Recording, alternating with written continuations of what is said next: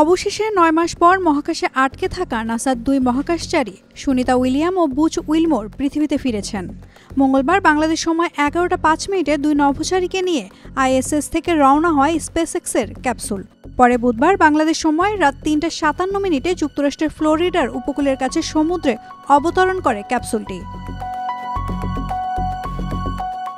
তাদের বহনকারী স্পেসএক্স ক্যাপসুলটি পৃথিবীর বায়ুমণ্ডলে প্রবেশ করে ফ্লোরিডার উপকূলে প্যারাশুটের সাহায্যে অবতরণের পরপরই ক্যাপসুলের চারপাশে দেখা দেয় ডলফিনের ঝাঁক। পরে একটি উদ্ধারকারী জাহাজ ক্যাপসুলটি পানি থেকে তোলে। বুচ ও সুনিতা ক্যাপসুল থেকে বেরিয়ে হাসি মুখে হাত নেড়ে সবাইকে শুভেচ্ছা জানান। সঙ্গে ছিলেন আরও দুই সহযাত্রী, নাসার নিক হেগ এবং রাশিয়ার নভোচারী আলেকজান্ডার কোরনোভ।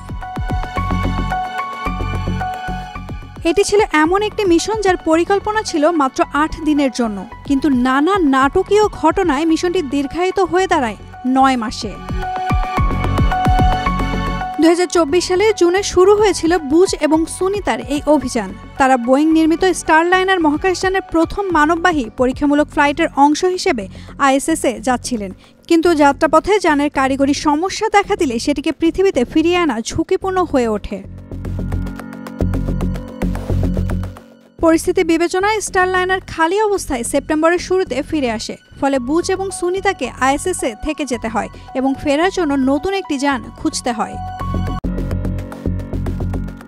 নাসা পরে সিদ্ধান্ত নেয় যে তাদের পরবর্তী স্পেসএক্স মিশনে বুচ এবং সুনিতাকে ফেরানো হবে। সে অনুযায়ী সেপ্টেম্বরের শেষ দিকে আসা স্পেসএক্স ক্যাপসুলটি ছিল ৪ জনের জন্য, তবে ২টি আসন খালি রাখা হয় তাদের জন্য। তবে এই মিশনের মেয়াদ ছিল ৬ মাস। ফলে বুচ এবং সুনিতার মহাকাশ যাত্রা আরও দীর্ঘায়িত হয়। এই দীর্ঘ সময়কে বুচ এবং সুনিতা ইতিবাচকভাবে গ্রহণ করেন। তারা মহাকাশের ল্যাবে নানান বৈজ্ঞানিক পরীক্ষা চালান এবং স্পেস ওয়াক করেন। উল্লেখযোগ্যভাবে সুনিতা সবচেয়ে বেশি সময় মহাকাশের বাইরে কাটানো নারী হিসেবে নতুন রেকর্ড গড়েন। কিন্তু দীর্ঘ সময় মহাকাশে থাকার শরীরের ওপর একটি বড় চাপ, হাড় ক্ষয়, পেশি দুর্বল হয়ে পড়া, রক্ত চলাচলে পরিবর্তন, এমনকি দৃষ্টিশক্তিতেও প্রভাব পড়ে। তাই পৃথিবীতে ফিরে আসার পর বুচ এবং সুনিতার জন্য বিশেষ ব্যায়ামের একটি কঠোর রুটিন ঠিক করা হয়েছে, যাতে তারা ধীরে ধীরে আবার পৃথিবীর মধ্যাকর্ষণে স্বাভাবিক জীবনযাত্রায় ফিরতে পারেন।